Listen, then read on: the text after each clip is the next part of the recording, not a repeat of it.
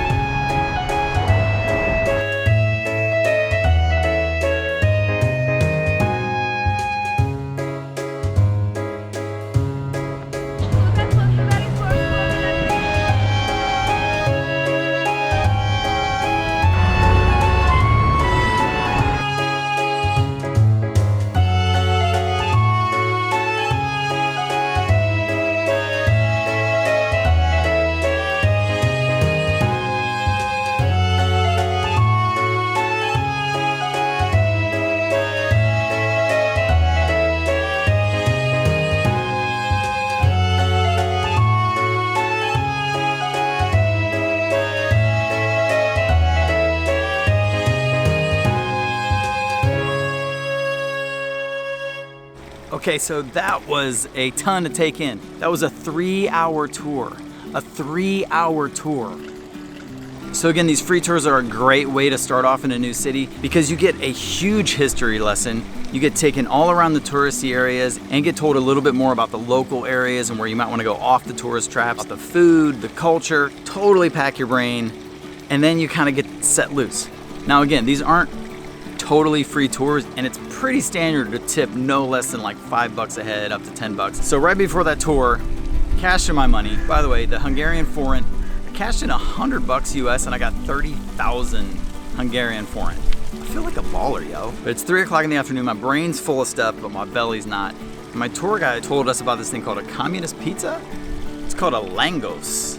Essentially, it's deep fried goodness, and I'm starving like Marvin for a Cool J song, so I'm gonna go find one of these cheap eats and then get ready for sundown because this place is supposed to be absolutely epic when the sun goes down and all the lights come on. So let's go fill the gullet. Wanna move my feet, wanna drink my wine, wanna move my feet, wanna drink my wine, wanna move my feet. What? Wanna drink my wine. Super creepy. Oh.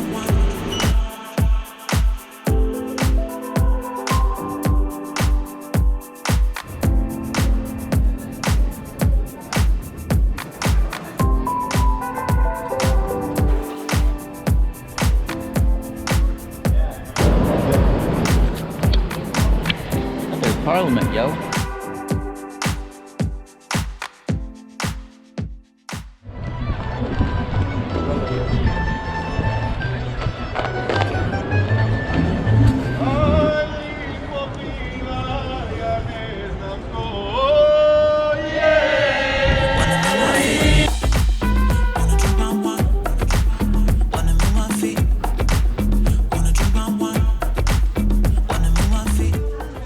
Sorry you didn't get to see me demolish that, but it was windy as hell and that thing was sloppy as fuck. But I will tell you this, that was the most delicious, crazy ass garlic bread I've ever had in my life. It's essentially sour cream and garlic water smothered over a deep fried patty of doughy deliciousness. Okay, so let's talk money for a minute. That langos was $3 US, essentially. This slice of pizza, $1.50. You can pretty much get a beer for about $1.25 to $1.50 US in a restaurant or in a bar. Glass of wine is a little bit more. Actually, they say the wine's better here than beer is. Your dollars can go super far here. Probably gonna get pretty fat too.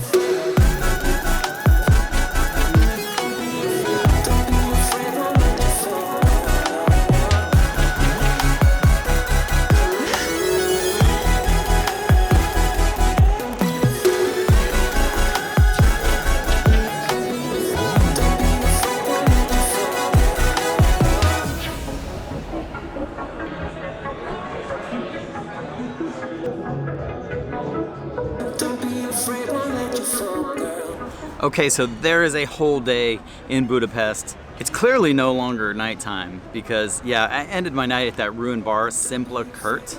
Probably blowing that name. But essentially they have these old buildings that are old ruins and they've turned them into these little mini bars and they've used all this decor from like the old communist times. And yeah, I have this rule about having a few beers and being on camera that it just doesn't end well. So it's the next day and here's what I learned.